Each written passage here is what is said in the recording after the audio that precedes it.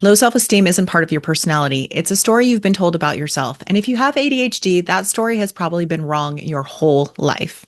If you live with ADHD, chances are you felt the sting of low self-esteem, that sense of not measuring up no matter how hard you try. But self-esteem isn't about being perfect. It's about the story you tell about yourself.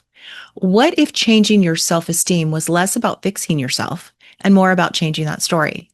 Research shows that adults with ADHD consistently report lower self-esteem than the general population. The more severe the symptoms, the lower the self-esteem tends to be. And here's something interesting. Being undiagnosed can actually hurt more than being diagnosed. Because when you don't have an explanation, every mistake feels like a personal failing. Think about that. Your diagnosis isn't a label that limits you and might actually be the key to rebuilding your self-esteem. A diagnosis helps separate you from your symptoms. You can finally see, this isn't who I am, this is ADHD. All ADHD types are at risk for low self-esteem, but the inattentive types seem to carry a greater risk. And low self-esteem doesn't just feel bad. It's linked to depression, anxiety, lower quality of life, and struggles at work and in relationships. I've seen this with clients when they finally get their diagnosis. Suddenly, their past mistakes and perceived failures make sense. They can stop carrying shame because now they know there's been an answer all along. Imagine if every failure you thought was your fault wasn't actually about you at all. How would that change the way you see yourself? The first thing I work on with clients around self-esteem is the story they're telling about themselves. That story is almost never true. It's focused on the negatives and ignores all the positives about who they are. And sometimes that negative voice in our head isn't even our own. It's a voice of a caregiver, sibling, teacher, or a friend. When you finally recognize that, you can separate it from who you really are. Perfectionism adds to the problem. Brené Brown reminds us that perfectionism isn't about striving for excellence. It's fear of shame, and it keeps us stuck, constantly seeking approval. Experts in ADHD talk about something very similar, the shame cycle. Over time, ADHD adults often internalize a pattern of chronic underachievement, and that with constant criticism can equal shame. And shame feels different from guilt. Guilt says, I did something bad. Shame says, I am bad. That hidden weight can follow you into every area of your life, making it hard to believe you're ever enough. Society adds to the pressure too. Kristen Neff's research shows us that our culture pushes us to compare ourselves to everyone else, and comparison always ends with not good enough. Louise Hay takes it further. She says our limiting beliefs start with childhood shoulds. I should be more disciplined. I should work harder. I shouldn't complain. And every should reinforces the message, I am not enough. I felt this personally for a long time. I believed I had biffed my education. I went to so many schools and rarely had the interest or the stamina to finish classes. I carried a lot of shame about that until I finally realized that those were simply educational opportunities. They didn't mean anything about who I was. And I was doing the best I could with the circumstances at the time. I wasn't diagnosed with ADHD until 42. And when I finally got that confirmation, I felt both relief and regret. Relief because it explained so much, and then regret because I could have sought support sooner and saved myself a lot of pain. But at some point, I made a decision. This is part of who I am. There's so much good in it. What if instead of asking what's wrong with me, you could start asking what's right with me? Because here's the thing, ADHD doesn't just bring challenges, it also comes with incredible strengths. Creativity, resilience, big picture thinking, a sense of humor, and the ability to make connections others might miss. When you only measure yourself by what you didn't do, the missed deadlines, the forgotten details, you erase all the things that you bring to the table that are just as real and just as valuable. So how do you rebuild self-esteem when ADHD has chipped away at it for years? Stick with me because these tools I'm about to share can start shifting your self-esteem in less than 60 seconds. One of the fastest tools I teach is cognitive reframing. I call it, or I could be thinking.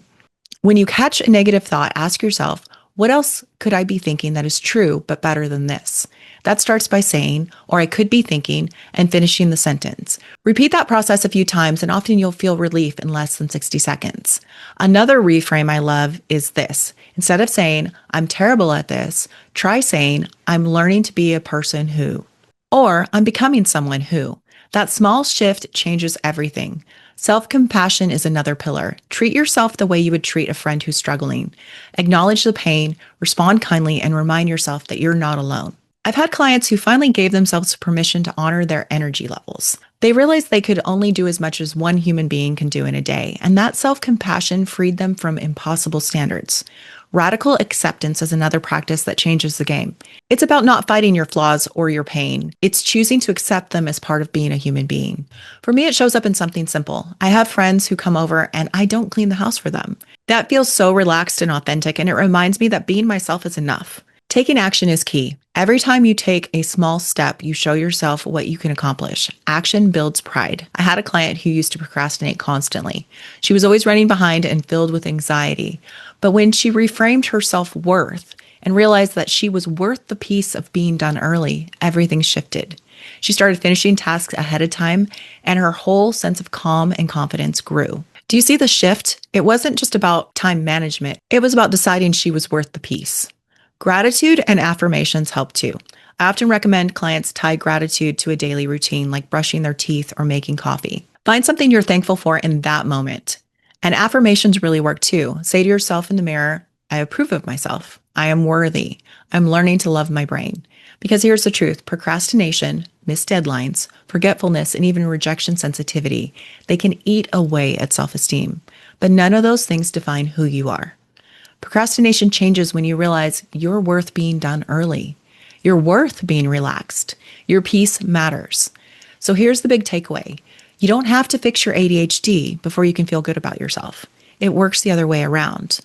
The more compassion you give yourself, the more energy and clarity you have to manage your ADHD. Your brain may not always behave the way you want, but it has so many beautiful strengths. So I'll leave you with this question. What's the story you've been telling about who you are? And what's another story that's also true, but better? And if you want to start with something tangible to practice, here's a quick action menu. Try one reframe today, or I could be thinking, and finish that sentence. Use one self-compassion phrase when you make a mistake.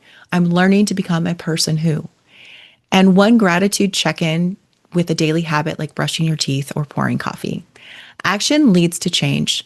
Self-esteem is loving every part of yourself, the good and the bad. It's not about being perfect. It's remembering that you are perfect as you are and you can continue to grow. And before we wrap up, I would love to hear from you. I've set up a SpeakPipe page where you can leave me a voice message with your questions or your challenges and even your wins. I may feature some of them on future episodes so that we can keep this conversation going together. The link is www.speakpipe.com/learn to thrive with ADHD. If you're on the go, no worries. You can find that in the show notes. Thank you for spending your precious time with me, and I will see you guys next week. Thank you for your time today and especially your attention. If you're anything like me, you love to learn. Sometimes, though, we can know what to do, but struggle to put it into action without the right support. That's what private ADHD coaching is for, to give you the unique support and accountability you need to make the change you know is possible. Book a free consultation with me today at www.learntothrivewithadhd.com/services. I look forward to meeting you.